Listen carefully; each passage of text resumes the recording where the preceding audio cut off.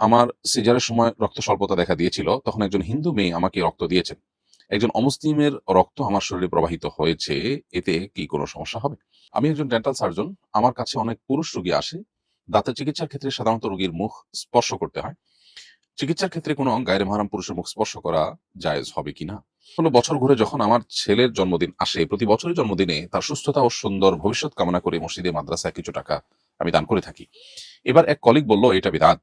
এর মাধ্যমে তোমার ছেলের উপকার নয় বরঞ্চ আরো অপকার হবে। সঠিক বিষয়টা জানতে চাই। আমি একজন ডেন্টাল সার্জন। আমার কাছে অনেক পুরুষ রোগী আসে। দাঁতের চিকিৎসার ক্ষেত্রে সাধারণত রোগীর মুখ স্পর্শ করতে হয়। চিকিৎসার ক্ষেত্রে কোনো গায়রে মাহরাম পুরুষের মুখ স্পর্শ করা জায়েজ হবে কিনা? আপনার প্রশ্নের উত্তর হলো যে, পুরুষরা পুরুষ রোগীরা পুরুষ ডাক্তারের কাছে, মহিলা রোগীরা মহিলা চিকিৎসকের কাছে যাওয়ার চেষ্টা করবেন। এবং সেই পথ যদি কোনোভাবেই খোলা না থাকে, আপনি এমন কোনো জায়গায় আছেন যে এই রোগের জন্য কোনো উম মহিলা হয়ে পুরুষ চিকিৎসক পাচ্ছেন না, কিংবা পুরুষ হয়ে কোনো পুরুষ উপযুক্ত ভালো আ ডাক্তার পাচ্ছেন না, সেক্ষেত্রে কোনো নারীর কাছে যদি কেউ ট্রিটমেন্ট নেন, সেটি জায়েজ হবে। আপনি অ্যাজ এ ডক্টর যদি কোনো পুরুষ পেশেন্ট পান, তাহলে সেক্ষেত্রে অন্য পুরুষ পেশেন্টদের কাছে তাকে যাওয়ার জন্য পরামর্শ দিতে পারেন, এবং সে রাস্তা আমাদের বাংলাদেশের প্রেক্ষাপটে আ অবশ্যই সুগম এবং অনেক বেশি খোলা আছে। একজন নারী হিসেবে আপনি নারী এবং শিশুদের চিকিৎসা করবেন। আমি জানি এতে হয়তো কিছুটা পেশেন্ট আপনার কমে যাবে, এবং এটা আপনার জন্য একটু স্ট্রাগল এর হবে, একটু চ্যালেঞ্জিং হবে। কিন্তু এই চ্যালেঞ্জটাই তো দিনের খাতিরে আমাদেরকে নিতে হবে। আমরা যদি একটা সুস্থ সুন্দর সমাজ গড়তে চাই, তাহলে সেক্ষেত্রে সে সমাজের মধ্যে এই পশ্চিমা সংস্কৃতির যে প্রভাব, যেটার ফলশ্রুতিতে আমরা আমাদের দিনের দিক থেকে ক্ষতিগ্রস্ত হচ্ছি, সাংস্কৃতিক দিক থেকে ক্ষতিগ্রস্ত হচ্ছি, সেটা থেকে বাঁচবার জন্য আমাদের প্রত্যেককে যার, যার জায়গা থেকে সংগ্রাম করতে হবে। এই যে কোরবানি, এই যে ত্যাগ বা স্যাক্রিফাইস আপনি করবেন, এর ফলে আল্লাহ তাআলার কাছে আপনি আজর এবং বিনিময় লাভ করবেন। হ্যাঁ, কোনোভাবে যদি এমন হয় যে কোনো পুরুষ আ আ ডাক্তার নেই এটার জন্য, এবং পুরুষ ডাক্তারের কাছে যাওয়াটা তার জন্য অনেক দুঃসাধ্য, কঠিন। তাহলে সেক্ষেত্রে নিরুপায় হিসাবে আপনি অবশ্যই এরকম রোগীর ট্রিটমেন্ট করতে পারেন, এবং সেক্ষেত্রে গ্লাভস ইত্যাদি ব্যবহার করে নিয়ে আপনি যতটুকু না হলে নয়, ততটুকু স্পর্শ করবেন, এবং ফিতনা থেকে বেঁচে থাকার জন্য সর্বাত্মক চেষ্টা করবেন। আল্লাহ রাব্বুল আলামিন চান আমরা যেন পবিত্র থাকি, আমাদের সমাজটা যেন পরিচ্ছন্ন থাকে, নোংরামিতে যেন ভরে না যায়। যেমনটি পশ্চিমা সভ্যতাকে যারা আলিঙ্গন করেছে, তাদের সমাজটা নোংরা হয়ে গেছে, এবং তারা যেরকম পবিত্র জীবনযাপনের কথা চিন্তাও করতে পারেন না। আল্লাহ রাব্বুল আলামিন আমাদেরকে যে নিয়ামত দিয়েছেন, সেই নিয়ামতটাকে ধরে রাখবার জন্য আপনার চেষ্টা করা উচিত। এরপরে প্রশ্ন হলো, আমার সিজারের সময় রক্ত স্বল্পতা দেখা দিয়েছিল, তখন একজন হিন্দু মেয়ে আমাকে রক্ত দিয়েছেন।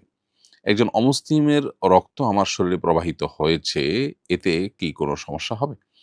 উত্তর হলো, না, এতে কোনো অসুবিধার কিছু নেই। আ রক্ত মুসলিম হোক কিংবা অমুসলিম, তাতে আ কোনো বিশেষ পার্থক্য নেই। মুসলমানের রক্ত যেরকম মুসলমানের শরীরে থাকতে পারে, ঠিক একইভাবে হিন্দুর রক্ত কোনো মুসলমানের শরীরে থাকতে পারে। এটাতে শরিয়ার কোনো বিধান লঙ্ঘন হচ্ছে না, বিধায় এটা নিয়ে আপনার কোনো হেজিটেশন থাকার কোনো কারণ নেই।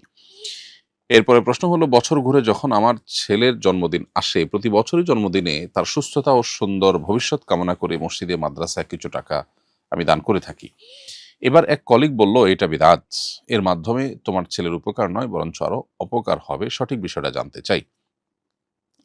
এই প্রশ্নের উত্তর হলো যে, জন্মদিবস উদযাপনের এই সংস্কৃতি মূলত পেগান এবং প্রকৃতি পূজারী থেকে এসেছে, এবং এর সাথে তাদের ধর্মবিশ্বাসের একটা নিগূঢ় সম্পর্ক কিন্তু আছে। একজন মুসলমান হিসেবে আমরা এজন্য জন্মদিবসকে কোনোভাবে উদযাপন করতে পারি না। জন্মদিনকে কেন্দ্র করে এই যে আপনি মসজিদ মাদ্রাসা দান করছেন বা বিশেষ কিছু করছেন, এটাও এক প্রকারের উদযাপন, এবং এটাও সেই দিবসটাকে প্রমোট করার নামান্তর। আপনি মৌলিকভাবে আপনার সন্তানের কল্যাণ কামনা করে আল্লাহর কাছে দান সাদাকা করতে পারেন। সেটার জন্য আপনাকে বিশেষভাবে আ আপনার জন্মদিবসকেই কেন বেছে নিতে হবে? সারা বছরই আপনি দান করতে পারেন। যদি এমন হয় যে জন্মদিবসের দানটা আপনার কাকতালীয়, অর্থাৎ আপনি সপ্তাহ নির্দিষ্ট দিনে দান করে থাকেন, সেটা কাকতালীয়ভাবে জন্মদিবসে পড়ে গেছে, অথবা প্রতিদিন দেন সেই হিসাবে জন্মদিবসেও দিয়েছেন, তাতে অসুবিধা নেই। কিন্তু যদি জন্মদিবসকে কেন্দ্র করে দেন, তাহলে জন্মদিবসকে আপনি বিশেষভাবে উদযাপন করছেন, এবং আ এই যে উদযাপন, সেটাও তো আ অমুসলিমদের সাথে সাদৃশ্য গ্রহণ। নবী সাল্লাল্লাহু আলাইহি ওয়াসাল্লাম পরিষ্কারভাবে আমাদেরকে বলেছেন, মান তাশাব্বাহা বিকওমিন ফাহুয়া মিনহুম, যে ব্যক্তি কোনো সম্প্রদায়ের মানুষের সাদৃশ্য গ্রহণ করবে বা কারোর মতো হওয়ার চেষ্টা করবে, সে কিন্তু তাদের অন্তর্ভুক্ত হয়ে যাবে। এজন্য এটা আপনার জন্য জায়েজ হবে না। তবে আপনার কলিগ যেটা বলেছেন বেদাত, এখানে বেদাত হওয়ার ইস্যু নেই। কারণ বেদাত আসলে কোনো ভালো কাজ কেউ যখন করে, কোরআন হাদিসে যেটা নেই সেটাকে সওয়াবের আশা যদি করে, আপনি নিশ্চয়ই জন্মদিবসে দান করলে সওয়াব হয় আলাদা, এরকম কোনো বিশ্বাস থেকে করেন না। যার কারণে বেদাতের সংজ্ঞাটা এখানে ফিট হবে না, বরং এটি নাজায়েজ এবং গুনাহের কাজ, যেটা আমাদের পরিহার করা উচিত। এরপরে প্রশ্ন হলো, সুদানে নির্মম গণহত্যা চলছে। প্রাণভয়ে ঘর ছেড়ে হাজার, হাজার মানুষ পালিয়ে যাচ্ছে। মানবাধিকার সংস্থা কিংবা মুসলিম বিশ্বেরও কোনো কার্যকরী পদক্ষেপ তেমন চোখে পড়েনি। দেশে এত বড় মানবিক বিপর্যয়ে মুসলিম বিশ্বের কি কিছুই করার নেই? আপনি কি মনে করেন? খুবই দুর্ভাগ্যজনক একটি বাস্তবতা। সেটি হলো, আজ আমরা গোটা বিশ্বের মুসলমানরা আমাদের আইডেন্টিটি ক্রাইসিসে ভুগছি। আমরা আমাদের আত্মপরিচয় হারিয়ে ফেলেছি। আমরা নিজেদের পরিচয়কে নির্দিষ্ট ভূখণ্ডের সাথে পরিচিত করিয়েছি এবং ওর মধ্যে সীমাবদ্ধ করে ফেলেছি। ধরুন আজকে কোনো মুসলিম দেশ, সৌদি আরব অথবা অন্য কোনো প্রভাবশালী মুসলিম দেশ, সেই দেশের কোনো একটা অঞ্চলে যদি এরকম ঘটনা ঘটতো, সেখানে যদি এরকম মানুষের উপরে আপনার জুলুম, নির্যাতন, স্টিম ট্রলার চলতো, সেখানে যদি এরকম হানাহানি হতো, তাহলে সেটার জন্য সে দেশটা কতটা মাথা ব্যথা করতো এবং সেটা থামানোর জন্য কত রকমের উদ্যোগ নিত।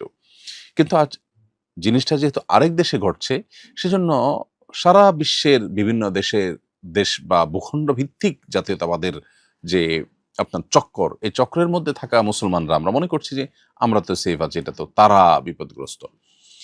এই যে আমার দেশের হলে আমি একরকম ভাবতাম, একটু অন্য দেশের হওয়াতেই মানে শুধুমাত্র বর্ডারটা আছে সেজন্যই আমি তাদেরকে ভিন্ন কিছু ভাবছি। এটা হলো আমাদের যে আইডেন্টিটি পরিবর্তন করে দিয়েছে গ্লোবালাইজেশনের নামে পশ্চিমারা, সেটার আ একটা উজ্জ্বল উদাহরণ এটি।